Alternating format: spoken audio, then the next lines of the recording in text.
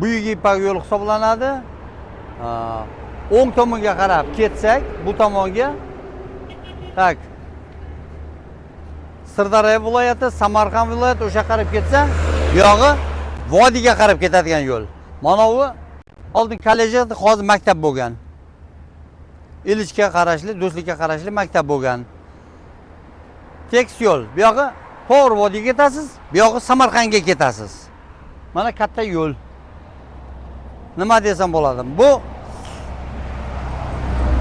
ko'rgandan keyin like bosib qo'yinglar. Обязательно hamma like bossanglar, qancha meni poddeshka qilsanglar, men ham shu arzon uy, yaxshi joydan uy ko'rsatib borishga harakat qilaman, obzor qilib borishga. Endi biz ko'rsatadigan uylar mana sholi ekilgan ko'rinib turibdi. Sholni ko'rsating. Sholi ekilgan, mana suv bu yerda zo'r. Mana bu yerda Gijgen kanali ham oqib o'tgan. Hozir ko'rsataman uni. Gijgen kanali ham oqib o'tgan. Sholi zo'r. Suvdan hech qanaqa muammo yo'q. Artizan suvi ham chiqib yotadi. Har bir uyning nimasidan artizan suvi ham oqib yotadi oldidan. Hozir olib borib o'sha joylarni ko'rsataman.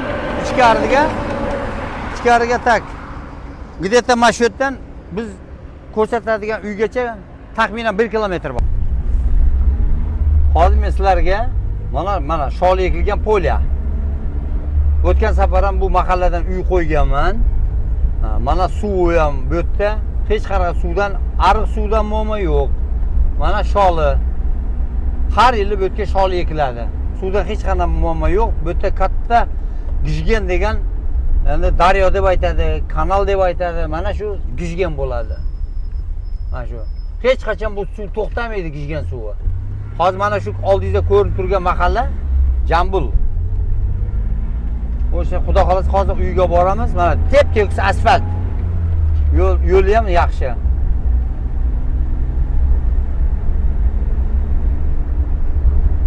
Mana bu tarafda mana paxtaga suv qo'yapti ekan, ko'rinib turibdi. Mana. Suv bu yerda muammo yo'q, ariq suvda. Hamma ariq suvini so'raydi, hech qachon uzilmagan suv. Mana ko'rinib turibdi, o'zlaringiz ko'ryapsizlar, mana ariqning suvi mana. Mana ariqning suvini ham olib qo'ying mana. Bu yerda suvda muammo bo'lmagan. Shu paytgacha bundan keyin ham bo'lmaydi. Mana o'rdak boqaman desanglar, mana cho'tka bo'lib turibdi. Mirzabek mahalla fuqarolar yig'inida turibmiz. Oldingi Jambul kolxozi. Sotiladigan uy bu tarafda. Bu yerda mana boshlang'ich sinf. Mana boshlang'ich sinf bu maktabi. Naryoqda где-то taxminan 1,5 kilometr naryoqda bu katta maktab bor. Biz mahalla o'sha yerda o'qiydi. Bolalar bog'chasi ham o'sha maktabning yonida. Eng yaxshi narsa bu yerda suv qishi yozini to'xtamaydi. Tepadan ochib kelasizlar, oqib turadi. Mana artizan suvi.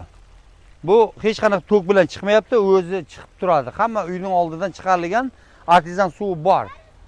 Bu artizan suv postoyan oqib turadi, qishin yozin. Hech qanaqa sho'chiga ham qo'yilmagan bunga. Mana ko'rinib turibdi. Mana orqa qaratib qo'yana.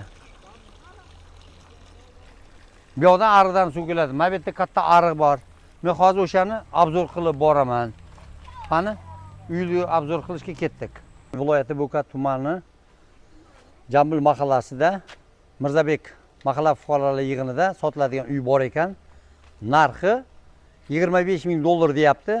Kami bor. Mana ko'rinishi mana shunaqa. Suvdan, ichimlik suvi, ariq suvidan hech qanaqa muammo yo'q. Kadastrlari yangi qilingan. Mana bog'lari, kadastrini ko'rsatib yuboring.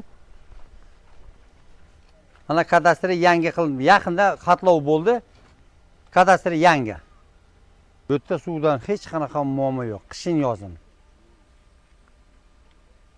Mana ko'rinib turibdi suv. Suv boshyapti. Agrodda suvdan muammo yo'q. Hozirgi mana ko'rsataman hozir adresini. Toshkent viloyati Bo'ka tumanining Mirzabek Mufi mahalla fuqarolar yig'ini 60 Xonli ko'chasi 62-uy mana ko'rinib turibdi. Hozir ichkarini obzor qilaman. Mana ichkarini hozir obzor qilaman. Mana ko'rinishi, mana bog' ichi. Ichkarida mana kirib ishda mana chap tomoni bog', uzum, olma, yana bir gilozmi bir narsa yekilgan. Hozir menga ko'rinmadi nar tomonidan. Bu tandir xonasi. Tandir o'choq turadigan joyi mana. Buni ko'rsatishim kerak. Bu gazda ovqatlanadigan xonasi ekan. Mana gaz balloni turibdi. Bu yerda gaz yo'q. Bir oyda bir marta обеспечить qilinadi gaz bilan. Mana bu yerda endi bilmadim. Shu o'tin xonami bir narsa bo'lsa kerak. Qish qo'yib qo'yibdi. Mana bu garajda o'rin bo'lgan, tepasini yopsa garaj bo'ladi. Bu yerdan aytgancha Qo'yliqqacha tak где-то 65-70 kilometr bo'ladigan bo'lsa, Bo'kagacha где-то taxminan 17 kilometr. Hozir men общий territoriyasini obzor qilib beraman-da, keyin uyning ichini obzor qilamiz. Mana boyagi ko'rsatgan mana bog'i chiroyli ekan. Hozir men endi chegarasini ko'rsatishim kerak.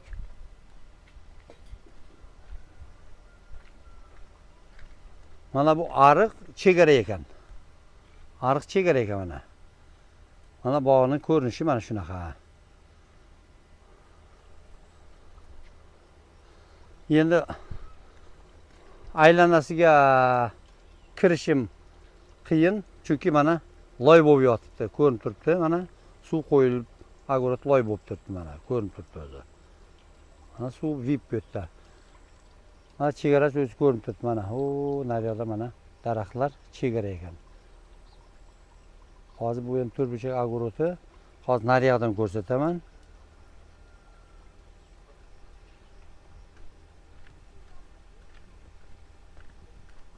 Lekin bog'i juda chiroyli ekan. Mana chegara ana qo'shnisiga qarashdan turgan nima kladovkami, tandirxonami shunaqa o'xshaydi. Bu qo'shnisiga qarashli. Chegarasi. Bu uyning ko'rinishi. Mana polni uzum qilingan ekan metaldan. Metal armaturalar.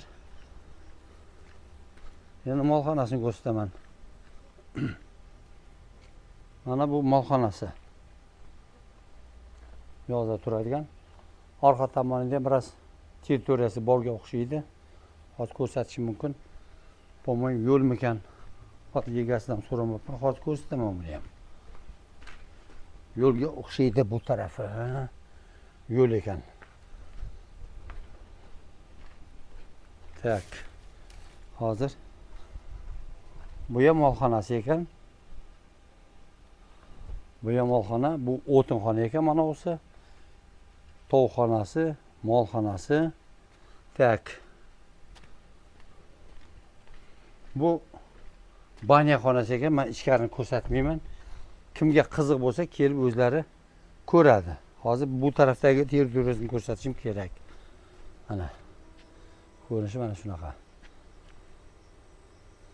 Общий maydon, yer maydoni bu yerda 25 sotik ekan. 15 sotikka qaror chiqarilgan ekan. Hokim qarori. Hozir men uyning ichini obzor qilaman. Tak. Uyning ichini obzor qilaman hozir.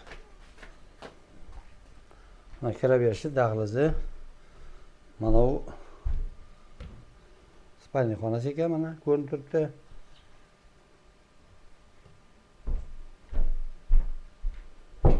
Yana bir xonasi ekan. Bu детский spalniy deydi. Bolalar xonasi ekan mana.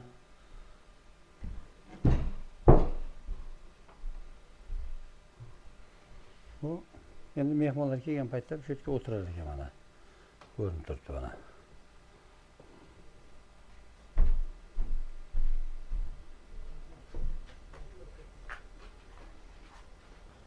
Bu yerda eng yaxshi tomoni suv hech qachon qishin yozin uzilmaydi. Faqat mana shu qachon qarasang kommentariyada suvni so'raydi. Ichimlik suvidan hech qanaqa muammo yo'q. Aytdim, to'ksiz chiqadi. Sho'chik yo'q unda. Oqar suvidan ham muammo yo'q. Bunaqa joylar kamda kam chiqadi. Eng qizig'i bu yerda 25 sotik bo'lsa, общий maydon 15 sotikka qaror chiqarilgan. U yo'qni ham hisobga olinglar. Laji bo'lsa like bosib, obuna bo'lib qo'yinglar, like bosib, podishka qilsanglar, ko'proq odamga tarqalib, kim oladigan bo'lsa olsa, o'sha odamga yetib borsa, Xudo xolasa mana like bosib, meni podishka qilsanglar, biz ham arzonroq, yaxshi joydan, sharoiti zo'r joydan uy chiqarishga harakat qilamiz. Endi uyni bahosiga, narxiga keladigan bo'lsak, 25 ming dollar deb aytyapti egasi. Kelishadigan joyi bor. Pastiga, opsiyasiga egasini uy raqamini qo'yib qo'yaman. Telefon raqamini degani, telefon raqamini qo'yib qo'yaman. O'shanga qarab telefon qilib, bemalol tushunmagan narsalarini so'rab olsanglar bo'ladi. Kelib ko'rib, savdolashsanglar ham bo'ladi. Mana steyashka mana yerlar endi sementdan steyashka qilingan. Chiroyli joy. Eng zo'ri shu suvdan, oqim suvdan, ichim suvdan hech qanaqa muammo yo'q. Muammo bo'lmagan, shu paytgacha bundan bo'lmaydi deb o'ylayman. O'shaning uchun telefon qilib bemalol savdolashsanglar bo'ladi. 25 kami bor. Viloyati Bo'kat tumani Jambil mahallasida Mirzabek mahalla fuqarolar yig'inida sotiladigan uy bor ekan. Narxi 25 ming dollar deyapti. Kami bor. Mana ko'rinishi mana shunaqa. Suvdan, ichimlik suvi, ariq suvdan hech qanaqa muammo yo'q. Kadastrlari yangi qilingan. Mana bog'lari, kadastrini ko'rsatib yuboring. Mana kadastri yangi qilindi. Yaqinda xatlov bo'ldi. Kadastri yangi.